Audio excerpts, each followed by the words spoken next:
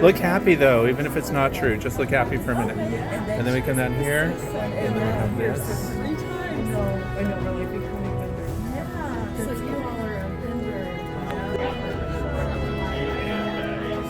She sits here, grabs them all.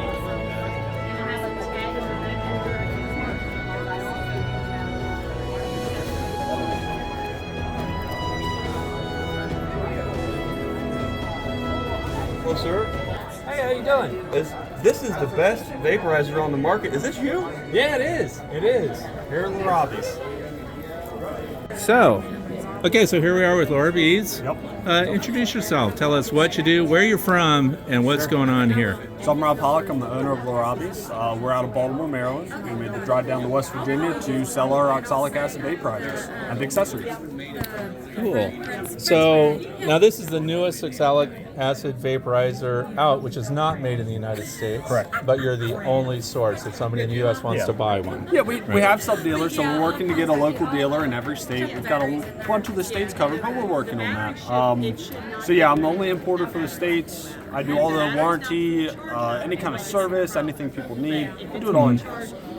So it makes it really convenient. They do come from overseas, from a guy named Janos in Hungary at Instagram. He's super knowledgeable. Some people reach out to him directly with questions. They reach out to me directly as well. But yeah, just a really robust machine. So you talk about warranty. What is the warranty on the Instant Vap? So we didn't know what to put on them, so we just gave them our 1 year that we do with our normal units. Some of the testing that we've seen, I've had people do 4,000 treatments in a weekend with them. Oh yeah. Wow. So I feel like they'll last a lot of people many decades, just based on that assessment. They've got some really proprietary chips, circuit boards, and engineering components inside. Because of them, Janos is an electrical engineer. Yeah, right? he is very impressive to talk to. And now some of the questions people have is when they have polystyrene or plastic hives, and because we have a hot tip, you have these sleeves that go over. Is that for your vaporizer, or is that for the Instant Vape? I have a machine that makes these for the Instant Vape specifically. So they're PTFE, so they're like a plastic rubber compound that's high temp. They're designed specifically for the Apame hives. That's what I run in my yard. I really like them. But I don't have any experience with the other hives, though I do believe that they will insulate well enough for the poly hives. I just don't have any personal reference. Okay. Now, one of the new things that you're putting out right now, which you are not stocked well for because the response has been so good, the box for your Instant Vap, you want to go over that? Yeah, so we have a carrying case. As you can see, you can load 2 batteries on the outside here on a stainless steel handle. So it's a 50 cal ammo can. It's got some custom stainless steel hardware. You can take your Instant Vap as hot as you can get it, if you like. Get done treating, stick it in there. You can stick up to 3 plungers in the box. Hang your batteries on the side, and you're good to go. And for those who aren't familiar, you're putting a DeWalt battery out here, and what's the other one? Milwaukee. So they make versions for Milwaukee or... So Milwaukee and DeWalt are both cross-compatible. The Instant Vap is Milwaukee, DeWalt, and Makita. We're looking into some other brands, but currently that's all we're carrying as of right now. Okay. So the advantage of that, we all know how expensive those batteries are. If you already have Milwaukee or DeWalt equipment that's battery powered, you got a battery that'll operate this thing. Exactly. And you really want those 5 amp hours. So most of the larger batteries will have a number on them. So you're wanting a 5 amp hour and up for best results. Generally the 5 is the best bang for your buck. Okay. Holiday season, you can get them like half off, that kind of thing, when you buy 2-pack. So that's normally I tell people to try and stock up for that time. Okay. So the current price point on the Instant Vap is what? So the current price point is $495. $495. $495. The carrying cases are $115, though that is subject to change. We'll see what our availability looks like and all that. Okay. But yeah, people have been real happy with them. I like this specifically when I'm out in the yards because I can keep it hot, take and shut the lid. It's got a nice gasket on it. Yep.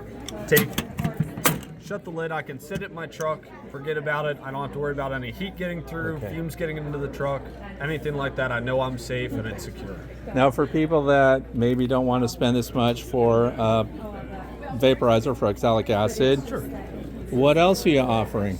Yeah, so we have our wall-powered units, so we make all these in-house right there in Baltimore, Maryland. They're 120 volts. They're wall plugged, so some people have out yards that they can get an extension cord to. You can either do some sort of generator, inverter, any kind of system that can get you some sort of 120 power. So you'll see that we have two different models. So we have an original and a macro. The difference is all in the bowls. So this one has a small stem so you can treat through the back of the hive. Okay. This one's got a larger stem so you can get through the front entrance. Yeah, that was Yep. the difference before. Yep. Yeah. Yeah, so that was a frequent request that we got because not everybody wants to treat through the back of the hive. Right, yeah. But I do really like being able to treat through the back because you stay out of the flight path of the bees. So one of the other advantages to the Instadap is you can do either one. You can treat through the front, you can treat through the back. It's just the position on the bowl makes it that way. So it Nice. works pretty well. Nice. Well, thanks a lot for talking with us, and I wish you well with these sales. It's really great. I happen to own both of these, by the way. So, yeah, good great. talk. Thanks. Yeah, thanks. And they're hard to find. I started watching that Mike Connor out of Michigan. You heard that name? Yep. Okay. Weeping willow, because there's 400 species there, and Salix I want the weeping willow. Let's see. Pussy willow. That's the one I'm wanting. Yep. Because they all don't produce nectar. Okay, so here we are at Bearsville Bees. Tell us who you are. Your name tag is flipped. So's yours. I'm Bob, Bearsville Bees. And so you're the owner? Joy and I own the company. And the brains behind Yes, sir. and are you also a craftsman? Do you do the woodwork yourself? Everything here, we start from the tree Yeah. to finished product. So we start from the tree. What species of tree are we talking These are about? white pine, and believe it or not, 70 years ago, Joy's dad planted these trees on our family farm, and they are starting to get a pine beetle in them, so they are ready, they're mature, ready to harvest. Okay. So you have a mill too? We have a bandsaw mill. Joy's the Wow. operator. She runs it. Okay. Kill the tree, we kiln the wood, We have Wow. a to kiln. the shop and make it. Okay, now we've got a bunch of hives here. I see some of them look like the Lands hive. Is that the model that you're after? Is that your number one hive configuration? This is our signature hive, and we spent a couple years Okay. researching it. We made some improvements we feel to the hive. What we're finding with the Lands hive is people. Got a heavily insulated cover there. Okay. This is a cutaway of it. This is Oh, our nice. construction. And you've got the foil face. Is this polystyrene? What's this material? We have polystyrene, foil back, outer box, inner box, about an R8.5 insulation factor. Nice. Okay. A tree that is 3 inches in diameter of wood has about an R3.5 insulation factor. So we've doubled the insulation factor for the bees. Okay. Can you walk us through the hive? Sure. Show the features. So we'll start with the 14 form. Now, if a lot of people don't know, the Layens hive, Layens comes from France, and he was developing his hive configuration at the exact same time Lorenzo Langstroth was developing his hive. So, two different kind of mindsets here. Langstroth commercial, Layens more in harmony kind of with the bees, right? Bees be bees. Right, okay. You get good honey production from it, but Yeah. it allows the bees to be bees. Well, Land's one of the significant factors. He designed his frames different. They're designed this way at 16 inches because he was in a geological climate zone of 6 in the grow zone. He determined that the bees in the winter move 1 millimeter a day up as they consume. I'm glad you mentioned that. So that came from Layens, not from Dr. Leo Sharashkin. That is correct. Okay, so he's quoting Layens' research. Correct. That's good. So 1 millimeter a day, 16-inch frame gives them enough to overwinter and get through the cluster. Okay. Now this is wired. Do you put foundation on, or are you going foundationless? We generally advise to go wired with a starter. starter strip. Okay. We have developed, and something that we're introducing, we have taken the wired frame, take the wire out. We're running 2 medium wax foundations in here and it gives about an inch slot down the middle. Okay. The bees love to draw on it. They use that middle. They fill it, but they put their communication holes through it. You don't happen to have one that the bees have worked out? We don't have one here. Okay. All right. The major difference with this, besides the insulation factor, is the management style. So if I Got it. put bees in this hive, you're at the back of the hive right now. Right. the bees are confined with this follower board. Right. Does that go all the way to the floor This, complete? in the 14 frame, this does not go to the floor. In the 25 frame, it does. Okay. Why the difference? Because I could run 2 colonies in this box. Okay. In this box, I would take all these frames out. Okay. Leaving that 3/8 inch space, in the summertime, the bees love to come over there and hang out instead of being Okay. in the front of the hive. Yep. All And it right. also makes a place I can feed them in the winter. Okay. So I start my bees. And over- your extra frames are already there, so that when you expand, you're just moving your follower board and moving your new frames over. Once this colony, I've got my bees started over here on these 4 frames, and I'm happy that they're queen right. Okay. When they start drawing this last frame, this is my manager.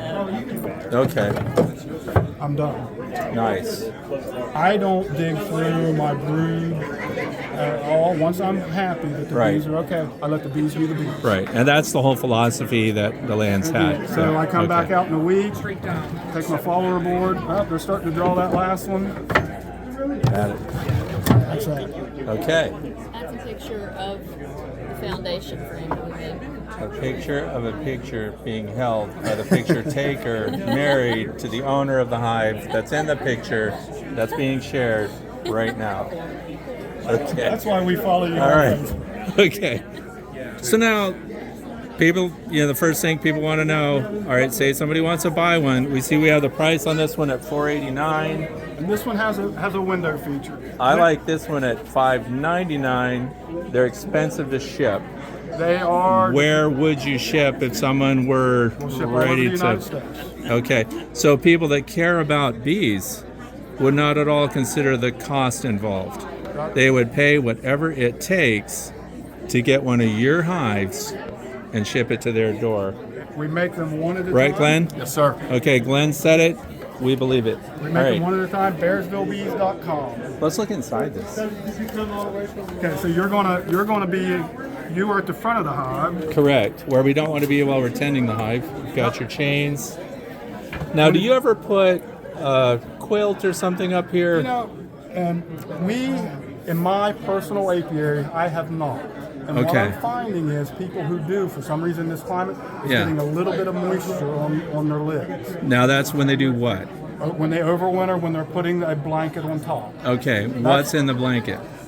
People are just using a wool blanket or anything Okay. moisture absorbent. Okay. I have found in my personal experience, these vents allow the moisture up here as the bees overwinter Right. for it to escape. So there's movement. And these differ from the Langstroth hive in that the backs of the frames come together, so you do have a barrier, plus you're going to propolize the frames together, right? Exactly, yes. So the airflow is not the same as it would be if we tried this with a Langstroth. Exactly. Okay. They are ventilating out the vents in the front of the hive is how they're circulating. The 25 frame comes with 2 follower boards. Okay, and that's as you mentioned, these do go to the bottom because you could have multiple colonies in the same box. Yes, sir. There's 3 entrances Okay. on this hive. You can start a colony here, start a colony here, and grow into them. Then it becomes a Lands resource hive because you've got Right. 2 colonies sharing Yeah. the resources. And you have the Lands frames, which are only interchangeable with other Lands hives. So it's kind of a commitment to a style, right? And we have developed.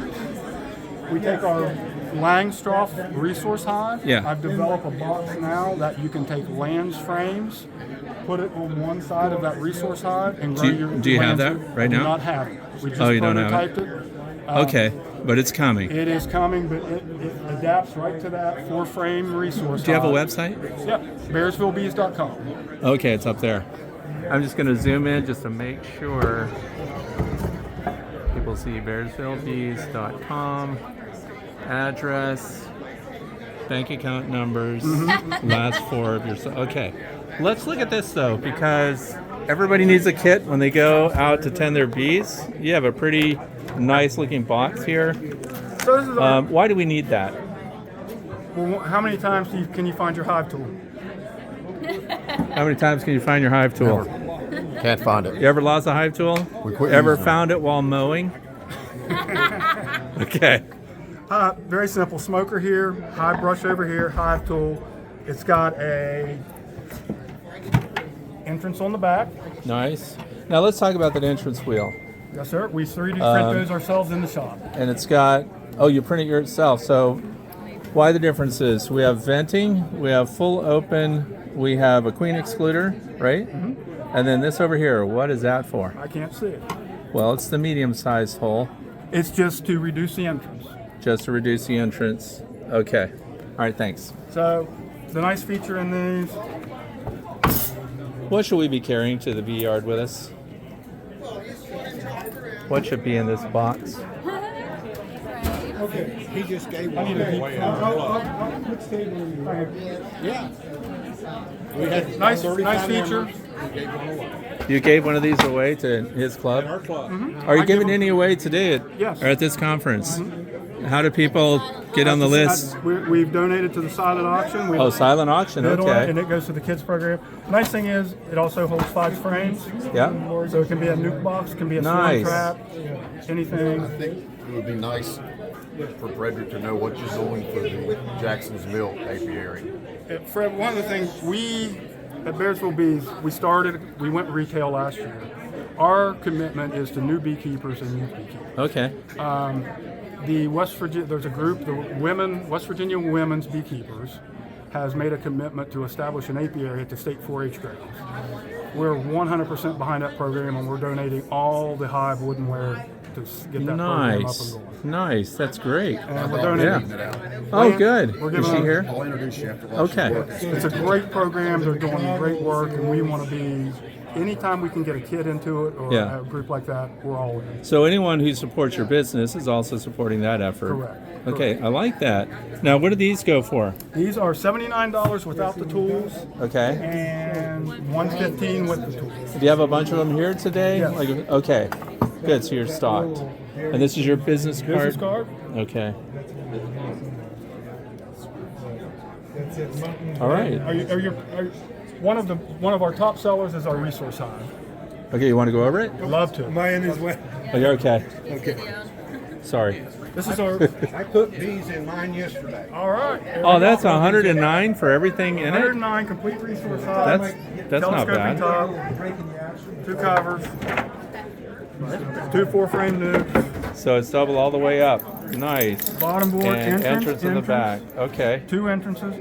A great tool to have in your apiary. You ever use double screens for combining hives? I have not, Okay. but I know that is a great way to go.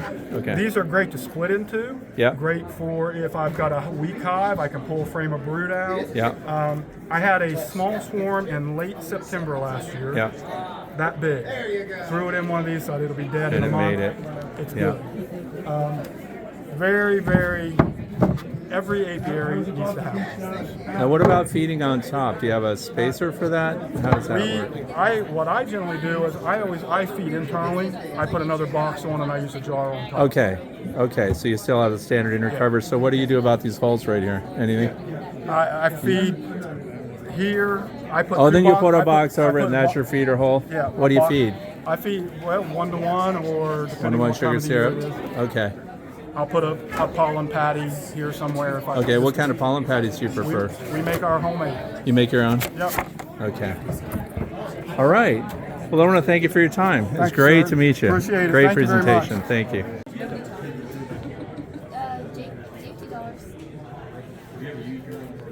So the one we have right now is like very basic. It's like one of the wand style ones that you plug into a car battery. It's been a nightmare.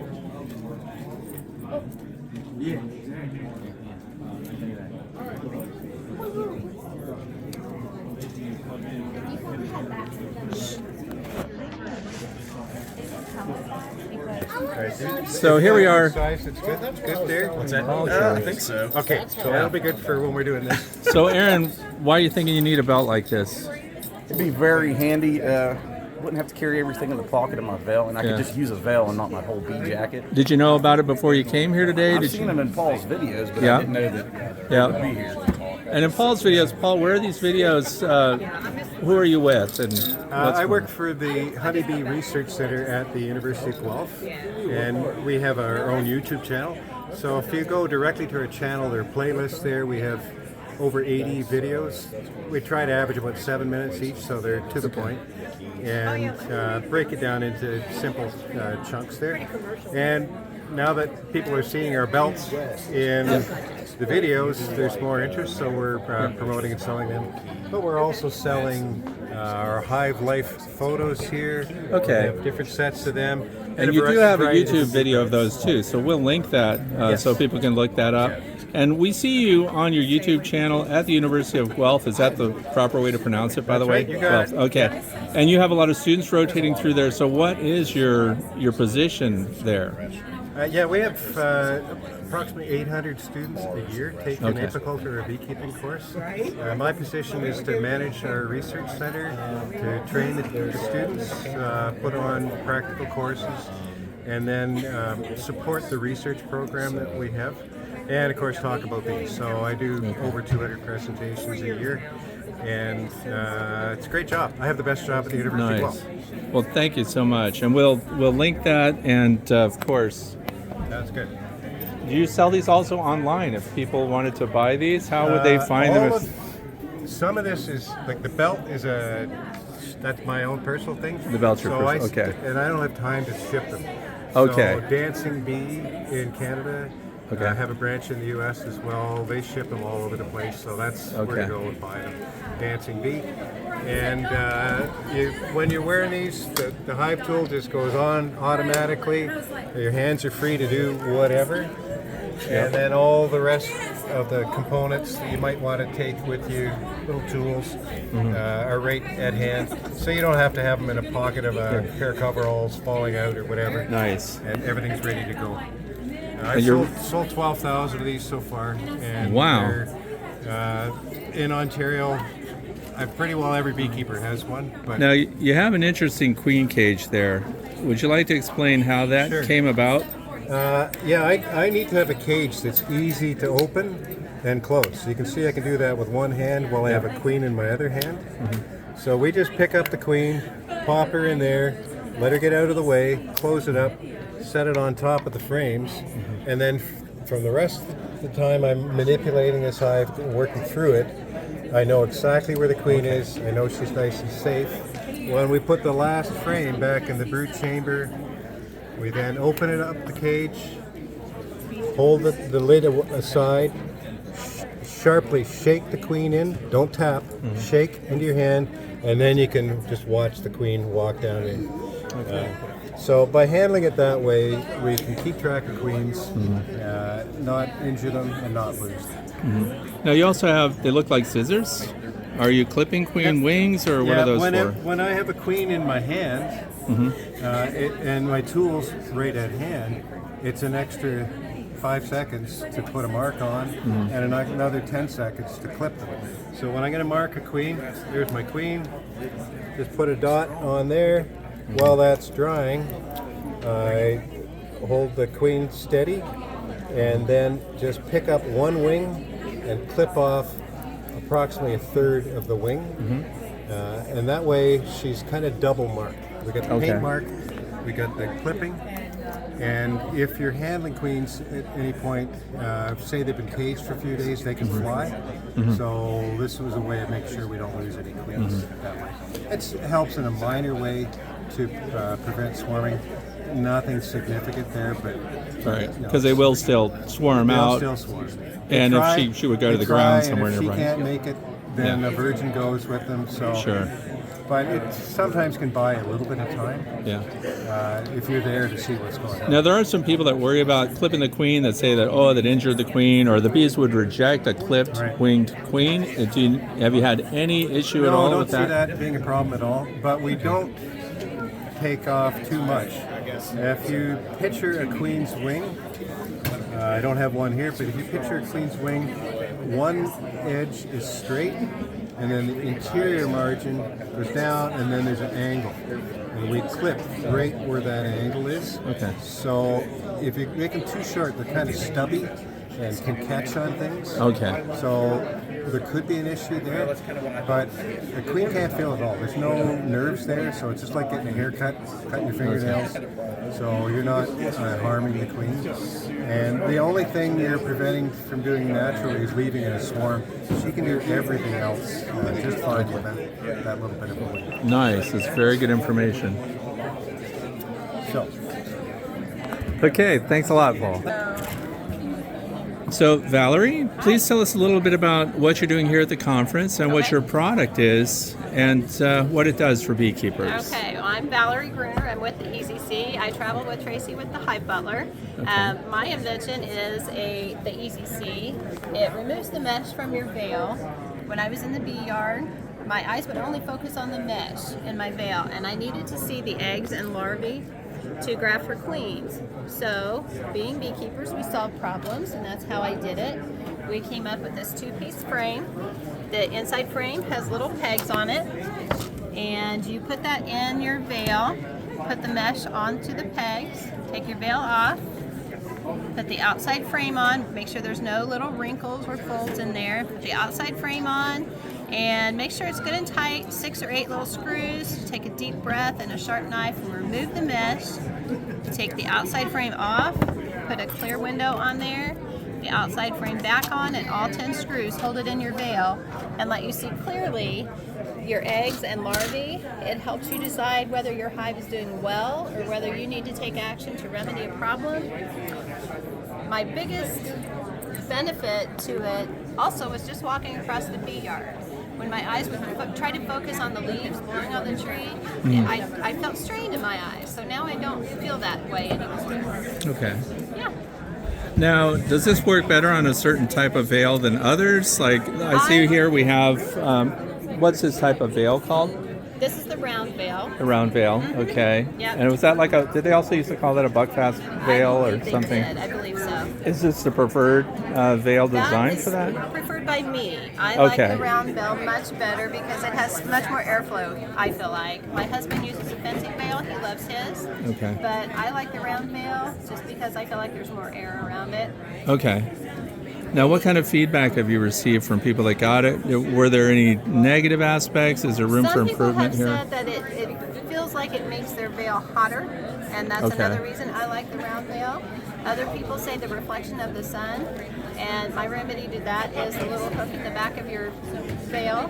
I put a button on my suit, and it closes up the back of the veil. Oh, back okay. there. So that takes the sun out from behind you, so you Okay. can see through the easy. But now, if they're doing an inspection high noon or early afternoon would be a preferred time to inspect anyway, so you Right. wouldn't really have that glare. Absolutely. Do you have any plans to change? Absolutely. Is this lucite? What's the material that It is composes the lens? Lexan. It's Lexan. That Is one's there a a little spotty because it's been handled too Right. much, but this is how clear it is. And once you get Okay. in your frame, it doesn't flex and star up like that. So okay? yeah. And what should they do for maintenance? If they get little Maintenance. scratches on it, can they clean them up somehow? It's going to be kind of hard to scratch this because Okay. it is Lexan. To clean it, you only use mild soap and water. No alcohol, no ammonia or anything like that. Okay. It could cloud it. I've not tried it. I throw my veil in the washing machine and it comes Okay. out just fine. And what about care when you're folding it up and things like that? I don't baby my these- suit. When I'm done, I take my suit off, I wad it up, put it in my veil, and it Okay. goes into my Hive Butler, and that's where it stays. Oh, you put it until- right in a hive butler. That's My Hive Butler is my bee box. I take Okay. it to the bee yard every time I go. I Okay. love my Hive Butler. Do you have a bee screen on your veil? Are you thinking about a screen for your veil for beekeeping? No. You have any problems seeing eggs or? What's that? Do you have problems seeing eggs and details in the hive? No. All comes easy to you, right? Yeah. The good Lord just doesn't have a sense of humor. Yeah. Things just start taking away from us. Yeah. When we lose our youth. Yeah. Yeah. So is that the number one reason for it, though, is to see is. eggs, for example? It is. Okay. It is. That's why I invented this, and I needed it to continue grafting for queens. Okay. Do you have any plans to change it at all? I Is there don't. any? Not now. Okay. Not now. So it's doing well as is. Yeah. All right. Well, thank you so much for You're introducing welcome. that. Appreciate it.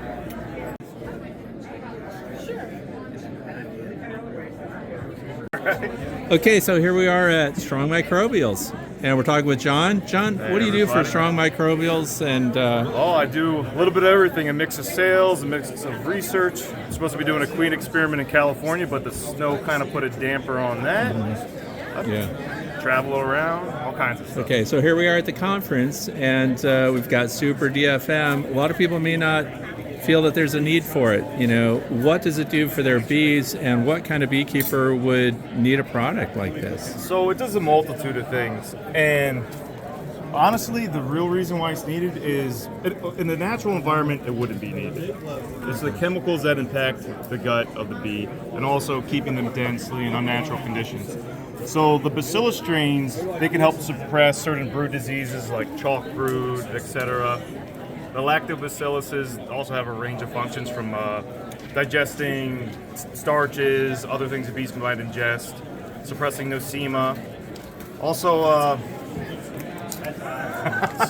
That's okay. Also, detoxifying like neonicotinoids. Our version, P801, it has Pediococcus acetylactis, and that can help get rid of certain neonicotinoids or help the bees deal with them. So it helps by having that in the midgut, and if they were exposed to that out in a field, for example, this material would help them break that down and make it harmless to the bee. Is that right? Especially Okay. like if the bee was hit with boscil at first, which turns off the cytochrome P450 function. Yeah. So the neonicotinoids are then 50 times more deadly to the bee.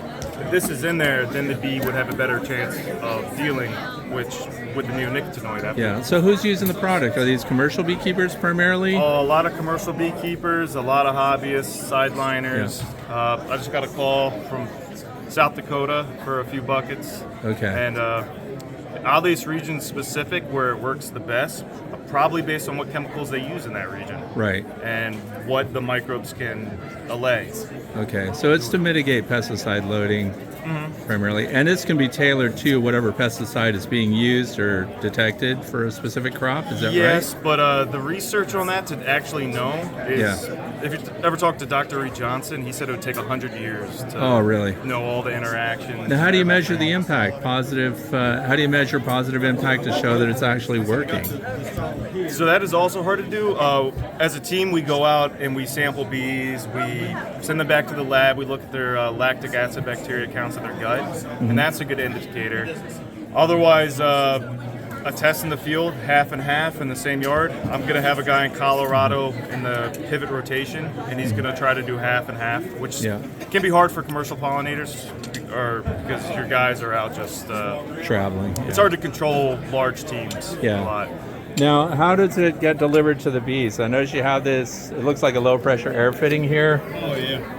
And so that's a method of, you would put a dose here. Yeah, put a dose here, connect this to an air compressor. A commercial beekeeper in Florida developed this so he could just go down his hives. Otherwise, you just use a spoon like this and you sprinkle it over the brood area. And with the bees, so is it mixed with something that makes the bees consume it? Oh yeah, it's mixed with powdered sugar. Okay. Otherwise, because bacteria are extremely small, so we mix it thoroughly through there so that it can have an even spread through the hive. This Extend can actually be mixed in syrup. Okay. I was using it making a fondant over the winter to some interesting results. I pretty much wanted to see if it would cause dysentery or not. Right. But it was a really warm winter, so I didn't get to see that. Yeah. But oddly, and I don't know why, and I don't want to make the claim, but the hives that were fed this made a lot more wax in the candy board, which I did not expect. This could have been a fluke. I got to repeat it. Okay. So now it activates with moisture. Is that right? And so therefore, it's right now it's in a desiccated state. What do you call it? Yeah, freeze dried. Okay. Which makes a shelf life how long? 5 years. 5 year shelf life for all products? Yeah, for all of them, unless so. It's moisture is the main killer, and then heat, because moisture wakes it up, and then it can survive heat to an extent. But if it's like sitting on the dashboard on a 100-degree day, that will affect it. Okay. Okay. Interesting. So what's new? What's coming out? Anything different? We are working on a fondant actually, if we can get it going, and that's going to be with the Extend, the Bacillus. We still have to do some more research and trials on that, but we're also thinking for commercial pollinators, since there's not a lot of moisture in fondant if it's made properly, maybe we could put P801 and have extended release for the pesticide mitigating effects of it. We're thinking that might be very beneficial. And you're an American-based company. You're out of Milwaukee, Wisconsin. Is that right? Milwaukee and Belgium, Wisconsin. And Belgium. Okay. And pretty much everything we get is American. Okay. Even like the packaging. All right. And of course the sugar. Well, thank you so much for your introduction. Be harder than other research fields, and I'm going to try to elaborate on that later. I'm going to talk about academia, the government, and non-profit role on this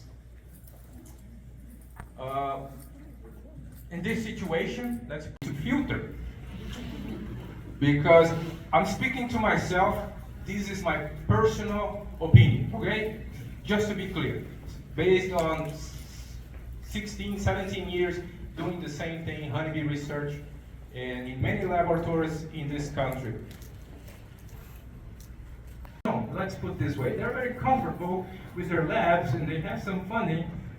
And then the second part that I think was a problem that starts for beekeepers start to be very suspicious is that because of the lack of resources and there are only a couple of these institutions trying to do things, they try to help the beekeepers sending their students. And in the past, people consider, okay, the person coming from the university, these are authorities, therefore what they're saying is supposed to help me somehow. That's the thought. This is a scientific method too. That's the way they think. That's what beekeeper wants. Oh, I want information that I can use, and I want information that is gonna change something for me. That's not happening. When some institutions send their people, they're sending in people that, young people, you're not talking about that, about the person, it's not personal, okay? Just making sure it's not personal. This person come there with the status of an authority.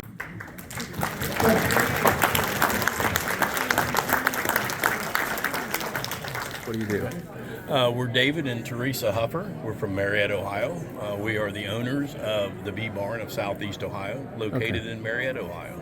Okay, Maria. And I noticed what drew me over here is you've got a bunch of BeeSmart design equipment here, and you're selling a bunch of other products. Is there anything unique to your company, or are you a seller primarily for BeeSmart designs, or what are your big movers for backyard beekeepers? We carry a full line. We're an independent retailer of. We have a brick and mortar store that we have located at our residence. We have regular business hours. We carry woodenware, extractors, BeeSmart equipment. We try to cover, if there's a need for it, we try to cover it. Woodenware is very big. We sell a lot of BeeSmart equipment because we do push it and we do use it. It's not only the fact that we, like I say, we offer it to beekeepers, we do use almost everything that is offered at some point from BeeSmart. So tell us a little bit about your operation and beekeeping yourself. What do you do? We currently have 40 colonies that we keep. The winter's not been too bad to us yet. Keeping our fingers crossed that April comes without too many more losses. Okay. We sell nooks in the spring. We also go down to South Carolina and bring back honeybee packages for our customers. Okay, and you have a brick and mortar store. That's great. Yep. How has that been impacted by the internet over the years and all the online sales? Do you find that you have online sales that are pretty strong, or are most of your clients coming through the door? Most of our clients are people that come in. We'll start them out as beginning beekeepers and go through and mentor them as much as we can, either by in person or by telephone, text, message, whatever. We do not have a very big online footprint at this time. It's something we've thought about, but right now our customers that come to our store keep us a lot busier than we thought we would be. And the good news there is you're offering education with the equipment that you're selling, so that's a big bonus for new beekeepers. Would you say most of your clients are new to beekeeping or have been around it for a while? I'd say about half. Half and half? Yeah, we like I say, we not only sell them equipment, we offer information. Yeah, you can order stuff online. We found that you usually can't order it any cheaper than we can sell it. But with us, at least, we'll kind of give you some options, and we tell people there's more than one way to do the same thing. So we want to get them. We not only want them to become a beekeeper because we need beekeepers. Yeah. We want them to be successful beekeepers. If they're not successful, you lost a customer, right? Yes, that and you've lost a chance for a beekeeper. Yeah. So let's talk about what's popular with the people that shop with you. In the BeeSmart Designs lineup, what are you finding people the most interested in or that you get really good feedback on? Probably the robbing screen is one of our number one pieces of equipment that we sell because of its versatility. We also use them to move colonies. Right, yeah, okay. When we move colonies, we do some pollination contract. And when we move them, we'll move these. Also, when we sell nooks, right. Excuse me. We will, with our new beekeepers, we'll actually put our nooks into their equipment. And a lot of times we'll send them home with one of these robbing moving screens. So they're confident going home with their bees in their car. Another thing that we use a lot This uncapping is tool the is really uncapping interesting tool. to me. Okay. Let's talk about how that works and why it's a benefit when you're uncapping honey supers. It's just so easy to use. It uncaps it really well. We've used everything that we sell, and this is probably the best thing that we have. Because You're kidding. Yes, I mean we've had more expensive stuff, Yeah, and well, this that's thing a- here is what we use. And what's kind of interesting about this is you're calling it an uncapping tool, but it really doesn't remove the caps at all, which is a huge benefit to the bees. It cuts them open so that it can go through the extractor, and we remove it, but we're restoring the cap wax to the bees so they can work much quicker, right? Because they're going to reuse that. Yeah. This is very interesting, and you've used it personally? All the time. We have Okay. two systems set up in our, when we extract, we have Okay. two of these set up. That's a that comb we, slicer, that we okay. utilize. Oh yeah, the uncapping lid here, and this will handle medium and deep frames? and shallow. Okay, medium and shallow, so it will not handle a deep frame. Yeah, they will not as yet handle it. Okay. We have discussed that with Cliff at Beesmore. Yeah, and another thing, we were just talking and you were mentioning that there's probably a demand for the robbing screen in a nuke size that right now doesn't exist. This is a one-size-fits-all 8 or 10 frame for bottom board, standard Langstroth hives. But if we had that in a nuke, you think there would be a good market for that? We've had several customers that have come to us Yeah. and then asked and inquired about that and have manipulated the current style to fit a nook where they have to cut it and adjust it and go from there. We ourselves would love to have them because we would have them in use in our yards. Yeah, Because and the nooks and are a the nuke weakest. also gets used often for a trap for swarms. So if they had that on there, they could transport it, as you mentioned before. Close it off, transport it to where That's you great. need to. Yes, sir. Well, I want to thank you for your time. It was thank you great for it. meeting you both. Yes. Nice And I meeting wish you. you all the best with your business. Thank you so much.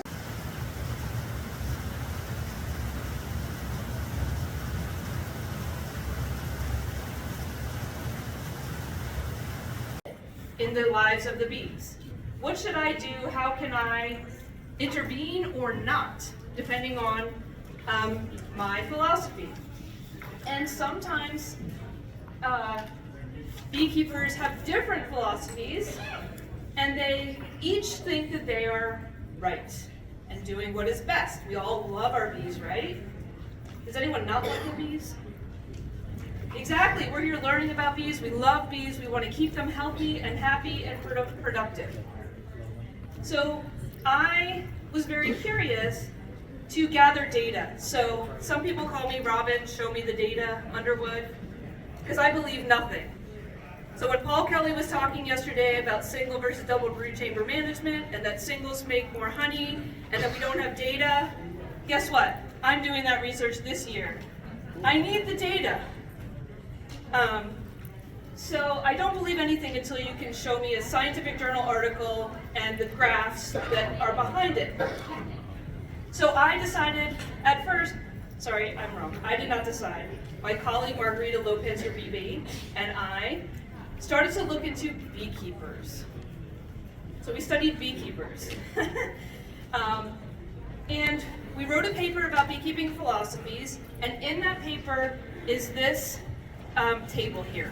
We call this the beekeeping continuum, and this is my way where I'm trying to summarize the different beekeeping philosophies that we may have based on the decisions that you are making and your philosophy. And in the winter we gave them candy.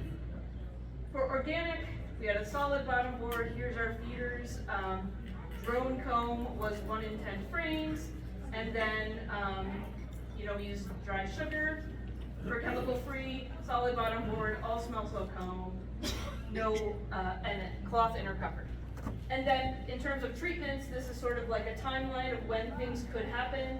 in year one, we did OA on packages, and then we did amortize or formic acid in the fall, followed by an oxalic acid cleanup. Merry Christmas to the bees.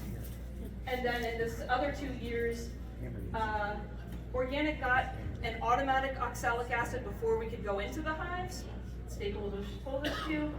And then over 1% we used OA, over 1% we used formic, and then in the fall, always blanket treatments. Okay, I know that's a lot. Sorry. Do you have a general gist, right? So conventional always got amitraz in the fall. I think that's the most important piece of that. But both organic and conventional, we monitored throughout the year. Over 1% we treated with something. Okay, everybody got it? Okay. So we set this up at 8 different farms. So we had 6 in Pennsylvania, 1 in West Virginia. Thank you, Appalachian Beekeeping Collective, for collaborating with us.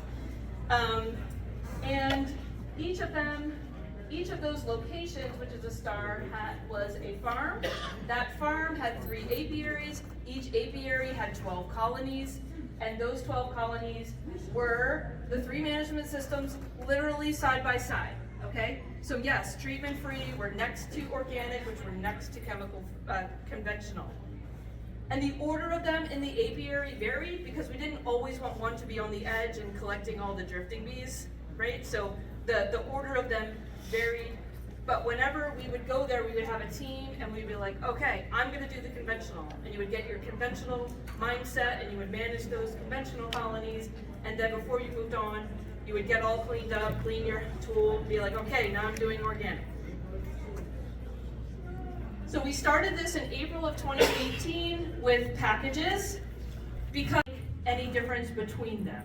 So that's what these letters mean. That means the statistical tests that we ran show that A is different from B, but B is not different from B, right? So that's what you're gonna be looking for on these graphs. 2 bars with different letters are statistically different. Okay, so conventional and organic virtually made the same amount of honey. This is what happened with the mites. So what you can see here, the colors are the same. Remember, we were always trying to keep mites below 1%, and we did a very good job with both of those management systems, using the chemicals that we were allowed. By following the bees and measuring mite loads every month and treating when they hit over 1%, we did a very good job of keeping them under control. For those colonies that did not have any chemical controls, you can see that in the first year, just from packages, they got up to about average of 4% mites. The next year it was much worse at about 8%, and pretty bad the third year as well. So a lot of people ask me, why did the mite levels go way down by spring? Anybody have an idea? Pardon? They had a brood break. Any other guesses? Yeah, they were dead. You can only measure mites on living colonies. So these are literally each month, all the living colonies were measured.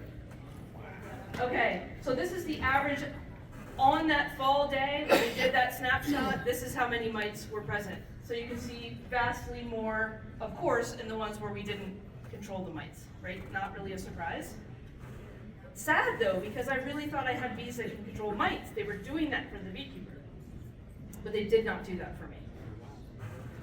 So what did that mean in terms of viruses? Well, I hope you know that when you're controlling mites, what you're really doing is controlling viruses. That's why you need to be doing it.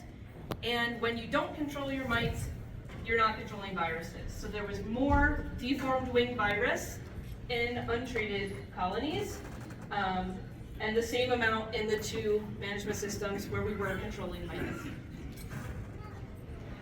We looked at Nosema, and Nosema came out in a strange, inexplicable way, where in this case, chemical-free and conventional were not different, and organic and conventional were not different, but organic and chemical-free were different. So do you see how A and A are the same and B are the same, but A and B are not the same? we didn't really do anything that I thought would control nosema, right? We didn't put anything in the feed for them. We didn't use fumigillin. But nevertheless, there were differences. So this is something very curious to look at in the future. We did a whole bunch of lab testing as well. So this particular graph is about vitellogenin. Have you guys heard of vitellogenin? It is a marker of general health and nutrition, and it's made by those fat bodies in their abdomen. Why do we care about fat bodies? Winter bees have more fat bodies than other bees because it's like their energy savings. Do you know anything that could hurt their fat bodies? Varroa. That's what they eat, right? So we thought we would see some differences here, but we didn't. Now remember, these were side-by-side colonies. They had all the same nutrition, so like all the same forage available to them. So vitellogenin did not differ going into the winter. We also looked at their immune systems. Okay, so there's several different things that are part of their immune system. They have different immune pathways.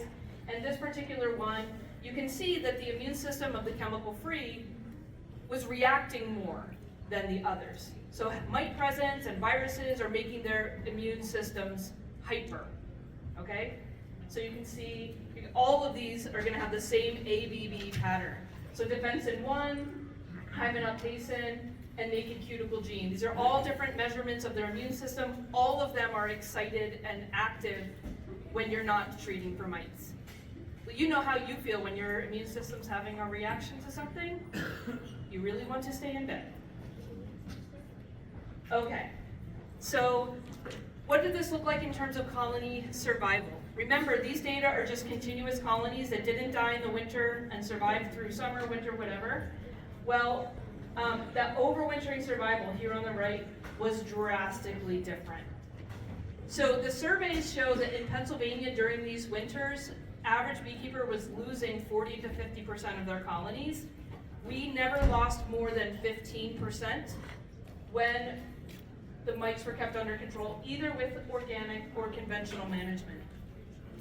Chemical-free. The first winter, even though the mice had only gotten up to an average of 4%, we only had 37% left after the first winter. And then only 50% of those left after the second winter, and only 25% of those left after the third winter. So 96 became 1. It was not good to be in that treatment group, and it was hard for me.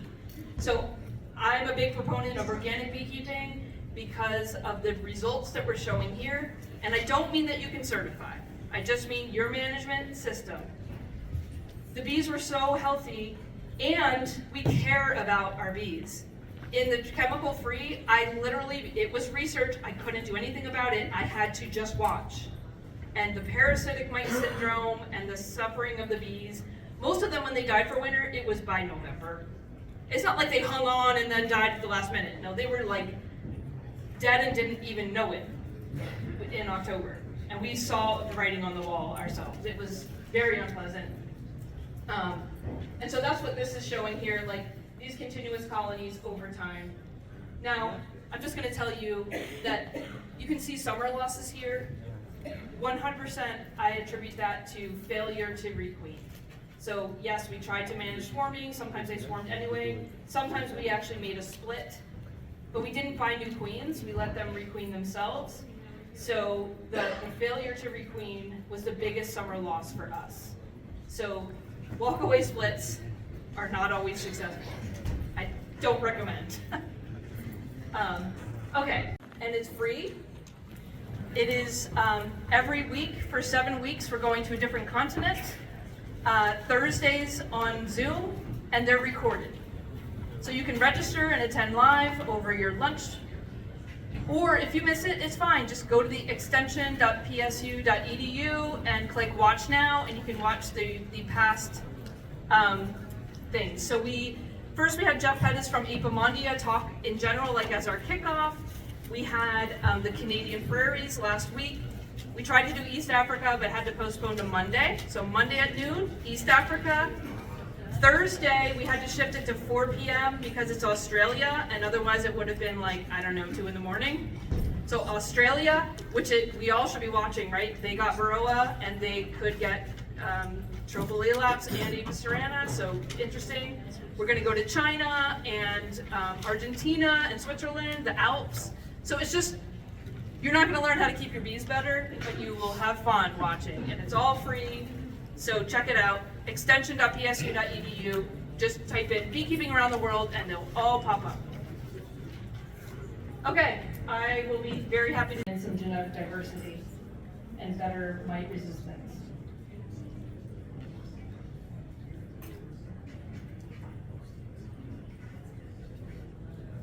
Okay, I'm gonna be. I gotcha.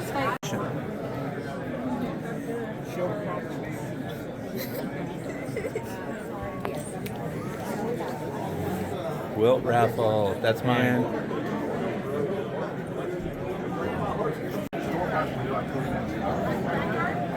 We just grabbed them. So I don't know about the debugs. Tell me how much it is. And we'll find it.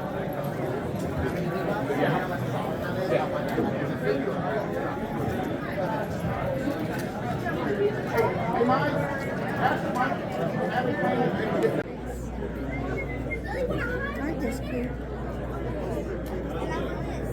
I don't have a place to put them in the house. Big tins. This is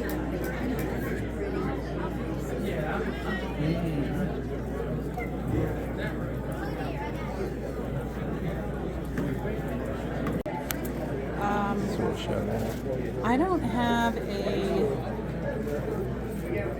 All right. So we're looking at these really cool gnomes. I've never seen anything like it. I think they're kind of cool. And your husband and wife team? Yes. So tell us about your business, why you're doing what you're doing, and how you ended up here in West Virginia. Wow, that's a long story. So we ended up here in West Virginia from Vermont, where we were born and raised. Wait, hold the phone. What part of Vermont? The very northwestern corner of the state. Keep talking. A little town called Highgate, Vermont. You know Craftsbury? Yes. My whole family's from Craftsbury. My mom taught at Craftsbury Academy. My dad graduated class of 11 kids. Wow. Near Little Osmer Pond. Okay. So I come from 3 generations of Vermont dairy farmers. Oh, yeah. Nice tie-in. There's a reason that, see, we get along already. Yes. Okay, continue with your story. I just want to throw that in So we there. lived in the very northwestern corner of the state, just an hour south of Montreal. Okay. And we transferred down here to West Virginia for work for a pharmaceutical company. And West Virginia is a beautiful state. It's been a great place to raise our 2 youngest boys. Okay. We have 4 boys altogether. Yep. And 3 granddaughters. And so I've always been sewing and crafting since I was about 5 or so. Wait, And- sewing and crafting since you were 5 years old? Yes. Interesting. And cooking. Now let's talk though, before we get to the things that you're making, what's your honeybee experience? How did that get started? Do you keep bees? We do keep bees. Okay. We're newbies. This is our second season. Okay. We always wanted to do it, but we knew there was a lot to learn, so we went to bee school through Marion County. Bee school. Yes. So do you think you felt prepared after you took that course? Give that Yes. course a grade. 1 to 5, 5 being the best. 5. 5. It was 5. You both Somebody agree? not knowing anything? You felt 5. prepared by the end of that? That's great. It was very overwhelming. There was an overwhelming amount of information. Okay. But we felt like, okay, we're ready, and just being involved in it for the past year, we're still learning a lot. Okay. It's a Well, the process. learning never stops. Right. But we come to the conferences and we Yep. learn, we have a great time, and it's wonderful being surrounded by people who are like-minded, and they're wonderful people from all over, so that's been great. Okay, so now we'll jump to, we have these gnomes here. I just wanted you to pick one of them. and showcase it and kind of give me how you put this together, how it comes to be. So we have these little bee ornaments hanging here, but then these are the interesting things. Well, it kind of started with the gnomes, with the larger gnomes. I started making Valentine. Oh my gosh, these are not gnomes. What are these? This is a his and hers couple I'm doing a raffle for. These could be on the top of a wedding cake. They could. When beekeepers They get could. married. You're right. I So- do all custom orders. Oh, Everything is custom. What's going on with this one? This is a recycled trash can, brand new trash can. Trash can? Yes, a brand new trash can. Oh, I that's bought at the dollar interesting. store. This is a mop head. Okay. Yeah, I made my own little honey pots and everything. The hat. That's really interesting. I try to use recycled materials. These are all wine corks. I asked all my Wine corks? my Oh, wait, I'm gonna wino zoom my in. wino girlfriends. Your wino girlfriends. Do yep. you want to name them? Let's call them out right now. I'm just kidding. But this is great. Christmas Yeah, ornaments. they're all recycled materials. Oh, nice. So now when people come up to your display, what's your hot seller? What are they getting These the most? little gnomes. The little These tiny gnomes ones? are big sellers. My bowl cozies that are reversible, those are a big seller. This little tree back, flashing back over here. I decided to do this as a raffle. It's got a variety. It's got little honey pots and skeps Oh. and. Is it's that got honey little hot glue? What is that It coming out of is. there? Oh, it it's is. so It's quick. hot glue. It is. Those are cute. But Now, when you say you made these honey pots, like, are any parts of this a found object? What do you mean you've made it? Well, this was just a little wooden candle cup, actually, and I made the lid out of some foam and another little wooden cap for a plug. Oh, like a screw plug. Okay. Yeah. And the glue. Oh, nice. This is just hot glue, and yeah, put a Thumbtack little kind bee of? on it, Okay. and Oh, that's cool. Yeah. I try to use a lot of recycled So the materials. smaller ones are your popular sellers, you would They say? seem to be here, yes. Yes. All right, and the cozies, what did you say again that these are for? That's a bowl These cozy, are like bowl to keep your cozies. soup warm? Yeah, What are we doing? You can put it in the microwave and warm up your soup. You can use it for your ice cream bowl so your hands don't get cold. With the grandbabies, you know, we give them some popcorn in there. Oh, I thought you were going to say you set the grandbabies in it, and then they stay warm. Doubles as a diaper. But Okay. yeah, you can reverse it, and they're great. They wash up really well. I sell a lot of these. Nice. Christmas time, I have a shop. So now, if someone's watching this right now and they want to go shopping, how do they find your offerings? Where do they go? They can go to my Facebook page. Okay, It's and we called- showed that, so we'll put that on. Gigi So. Okay. Um, And that's it? That's the best place to get in touch with me through there. Okay. Now, shipping gets attached to all of this too. Do you have any level where it would be free shipping, for example, or is all that described on the Facebook page?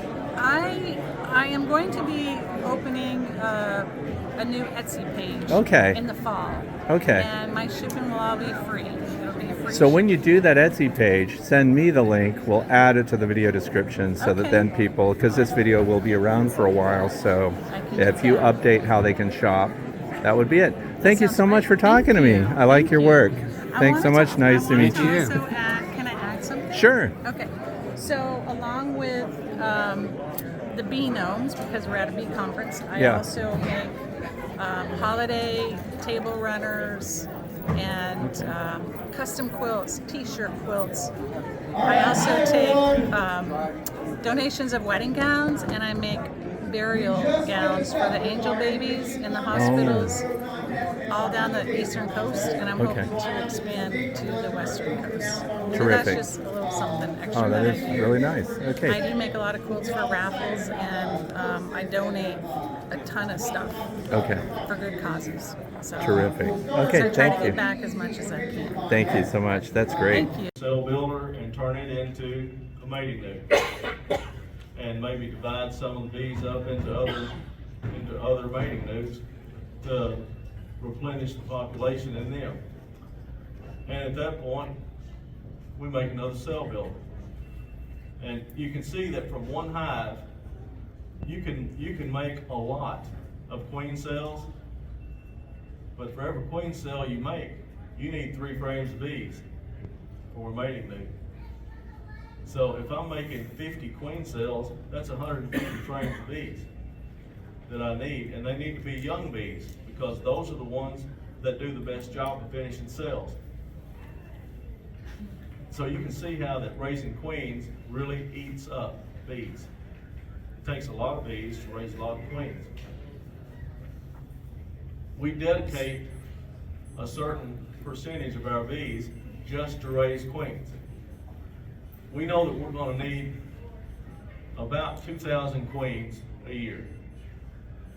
We're going to need probably 900 just for our bees to requeen, figuring that 300 of them won't need requeening. And then we know we're going to need the remainder of those queens to put in nukes that we have sold. So we know pretty much what we're going to need, and we make arrangements to set that many bees aside so we can have mating nukes.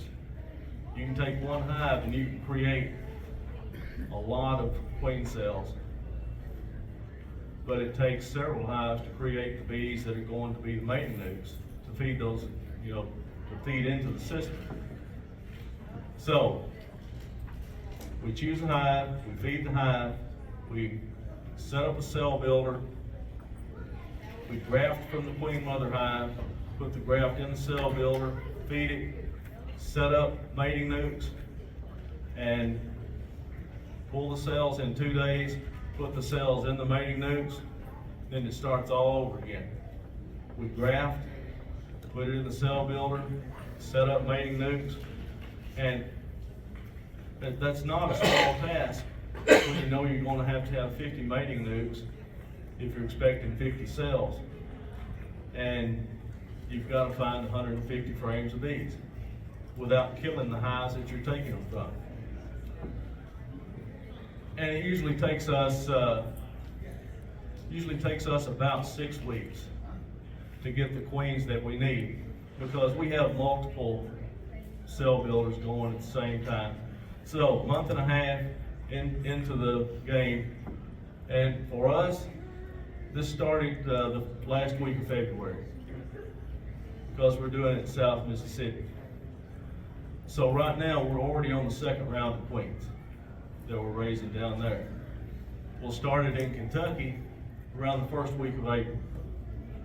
And it's just a continuous thing. We sell a few queens, but we only sell from what we don't need. We take care of our business first, and that's a good lesson for any beekeeper to learn. You always sell from your excess. Don't sell your seed stock. Don't sell yourself until you're too low to continue your business. So eventually we hit the wall with the 2-day-old cells in the cell builder, and nothing to make mating nukes out of, or all of our nukes are full. One or the other happens. That usually takes about 6 weeks before we hit that wall. And the rest of the summer, we're kind of going hand to mouth on the queen rearing thing, and we just let the starter finish the cells. Now, that's how I do it. Lynn, the fellow that works with me, he likes to use a Queen Right cell builder, and he makes a lot of queen cells. He does a good job raising queens. That's what he's comfortable doing, and I don't mind it. I'm way too hard-headed to be easily convinced about things that I know work.